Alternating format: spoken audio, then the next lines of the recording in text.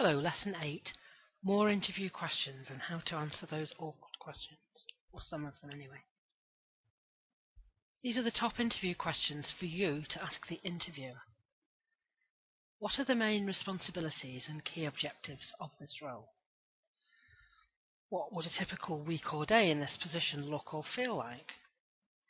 Why is the role vacant? Is this a new position? If not, what did the previous employee go on to do? What is the company's management style? What are the prospects for career advancement? Would you like the names of referees? If I receive a job offer, how soon would you like me to start? What can I tell you about my qualifications and experience? When can I expect to hear from you? Are there any questions I can answer for you? Never, ever ask about money or benefits in the initial interview. Leave this for later unless the interviewer brings it up. Before the interview ends, there are some questions you might consider asking if you don't want to leave control of the next steps in the hands of the employer.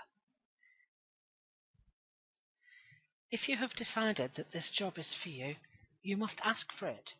People don't like to say no to someone who asks directly for something. The worst that can happen is they say no, or we need time to consider. So ask, can you offer me this job? Do you want me to come back for interview? When may I expect to hear from you? Might I ask when would be the latest I can expect to hear from you? Can I contact you after that date? If you don't feel it went well, or the interviewer has indicated it is unlikely you will be recalled, then ask, given my skills and experience, is there any other position you would consider me for? Can you think of anyone else who might be interested in hiring me? We will look at more example interviews in another lesson. These two questions, though, are the ones that most people find extremely difficult to handle. What is your greatest strength, and what is your greatest weakness? Let's consider some responses. What is your greatest strength? Well, you could respond that I have exceeded my sales target every quarter, and I've not missed a bonus target since I started with my current employer. When I'm working on a project, I don't want just to meet deadlines, I aim to complete the project well ahead of schedule. My time management skills are excellent, I'm organised, efficient, and take pride in excelling in my work. I pride myself on my customer service skills and my ability to resolve potentially difficult situations. What is your greatest weakness? Well, there are a couple of ways of dealing with this. You could mention skills that aren't critical for the job, talk about skills you've improved on, or turn a negative into a positive. Let's consider each of these tactics. First of all, skills that aren't critical for the job. Analyse the key skills and strengths required for the position, and then come up with an actual weakness which is not essential for success in that job. For example, if you're applying for a nursing job, you might say that you're not particularly good at conducting group presentations. In this case, it will be critical to emphasize your strength in one-to-one communication with patients, while providing an example of your difficulty with presentations to large groups. Skills you have improved. Discuss skills that you have improved upon during your previous job, so you're showing the interviewer that you can make improvements when necessary. You could have an anecdote that illustrates your initial level of function, and then discuss the steps you've taken to improve this area, and then reference your current improved level of skill. If you do use this strategy, do not mention anything that you improved upon that is critical for the job for which you are interviewing. You don't want your qualifications for the job to be put into question. Turn a negative into a positive.